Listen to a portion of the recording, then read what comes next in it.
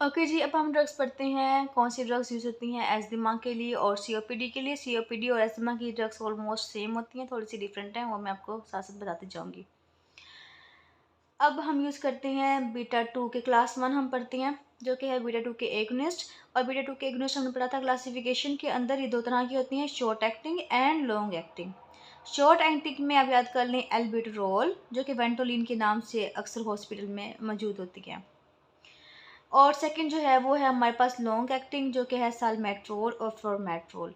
जो short acting है, ठीक है, जिसे हम कहते हैं साबा, इसको हम देते हैं इनहेलर की फॉर्म में या नेबुलाइज फॉर्म में। ठीक है, मतलब हम जो पंप देते हैं मुंह के अंदर पंप करने के लिए, वो इनहेलर की फॉर्म में होता है या नेबुलाइज की फॉर्म में होता है। और कब यूज़ करते हैं, अगर पेशेंट को कभी कभार अटैक होते हैं तो हम कहते हैं कि आप जो है ये वेंटोलिन या अल्बिट्रोल का इनहेलर यूज़ कर सकती हैं।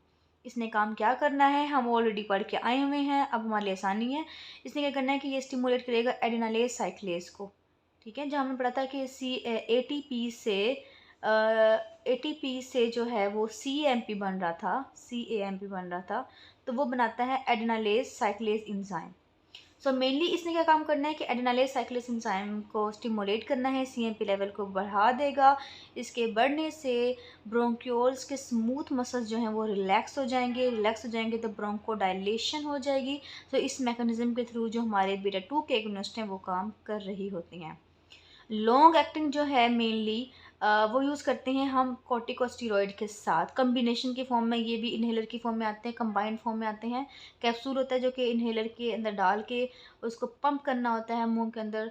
सो जो लॉन्ग एक्टिंग लाबा है वो यूज़ करते हैं हम कॉर्टिकोस्टेरॉइड के साथ। इसके साइड इफ़ेक्ट जो हैं वो हाइपरटेंशन, एरिथमिया, जो कि हम ऑलरेडी पढ़ते आ रहे हैं। सो ये डेवलप कर सकते हैं।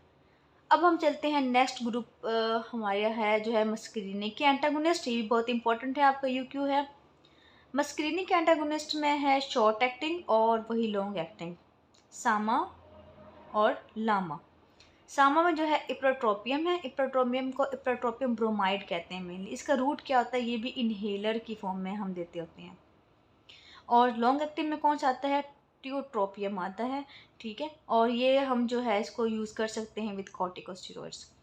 इसका मैकेनिज्म क्या है कि ये ब्लॉक करता है मस्करीनिक रिसेप्टर को इन स्मूथ मसल्स के अंदर, और प्रिवेंट करता है ब्रोंको कंस्ट्रिक्शन को, जो कि हम पहले से पढ़ के आ चुके हैं कि जब ब्रोंको कंस्ट्रिक्शन होती है तो उसको इनहिबिट करने के लिए हम बीटा टू के एगोनिस्ट यूज़ करते हैं और मस्करीनिक के एंटागोनिस्ट यूज़ कर सकते हैं।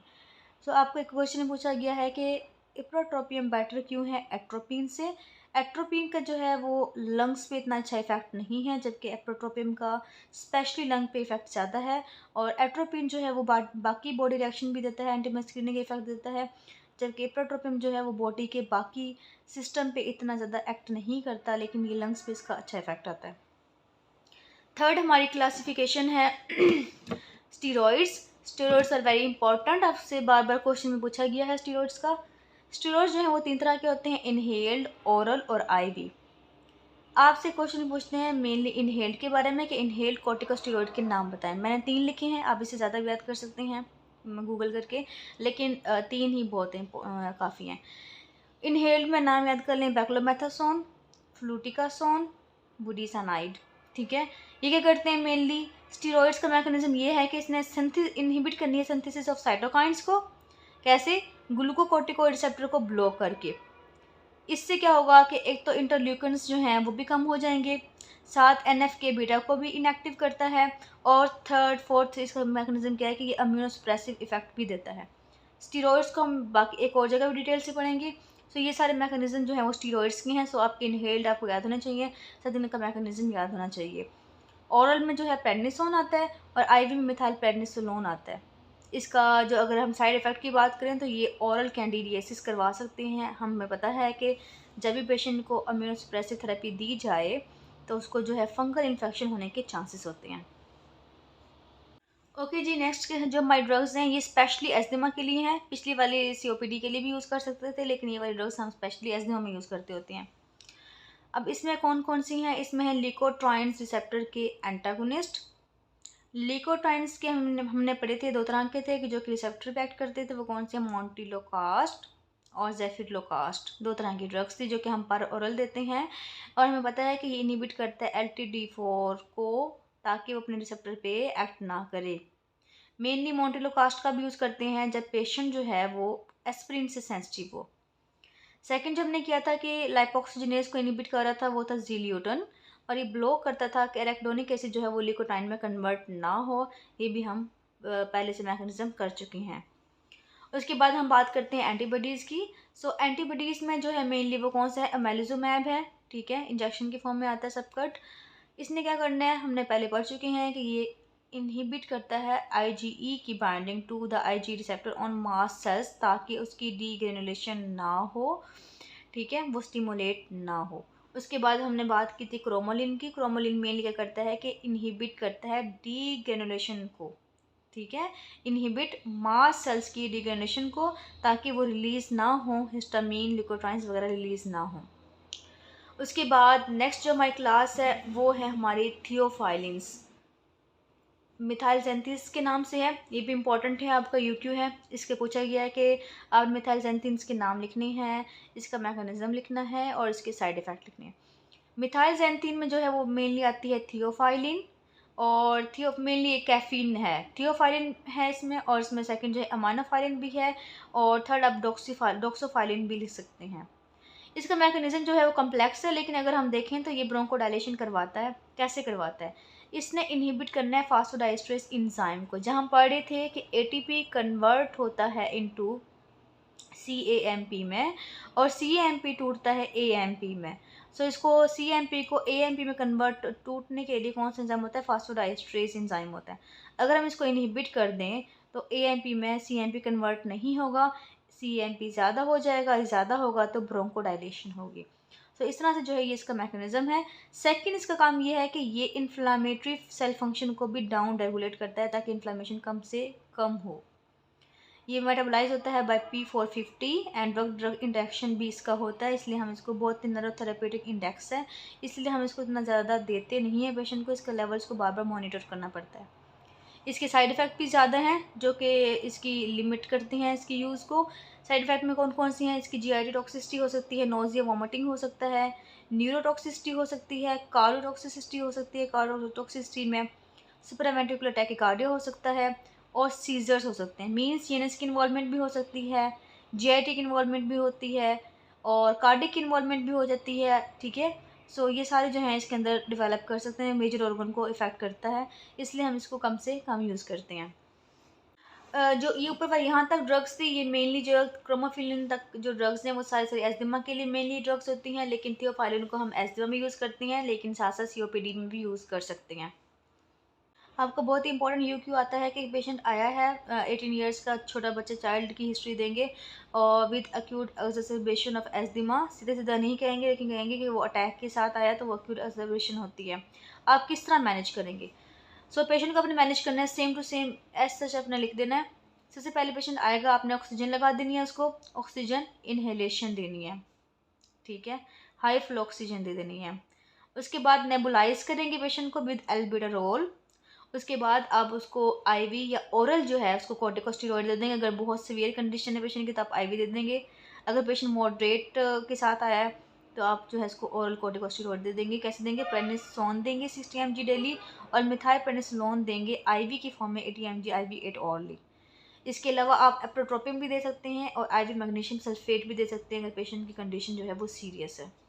ओके जी, अगर आपके पास क्वेश्चन आता है कि पेशेंट आया है सिम्टम के साथ एस्दिमा के, तो आप एक्यूट मैनेजमेंट कैसे करेंगे, और उसके अलावा उसको घर जाते हुए कौन सी ड्रग्स देंगे। अगर तो पेशेंट के डिपेंड करता है अटैक पे। सो हम स्टेप बाय स्टेप बात करते हैं। इनकी जो स्टेप है, स्टेप 1 2 3 4 5 6, ये है अकॉर्डिंग टू द सिम्टम। इसकी एक पूरी क्लासिफिकेशन है सिम्टम की, कि किस तरह से माइल्ड, मॉडरेट, सीवियर, परसिस्टेंट, इस तरह से आपकी क्लासिफिकेशन, जो कि इंपॉर्टेंट नहीं है, फार्मा के हिसाब से इंपॉर्टेंट नहीं है, आपको जस्ट यहाँ पे मेडिसिन याद करनी है।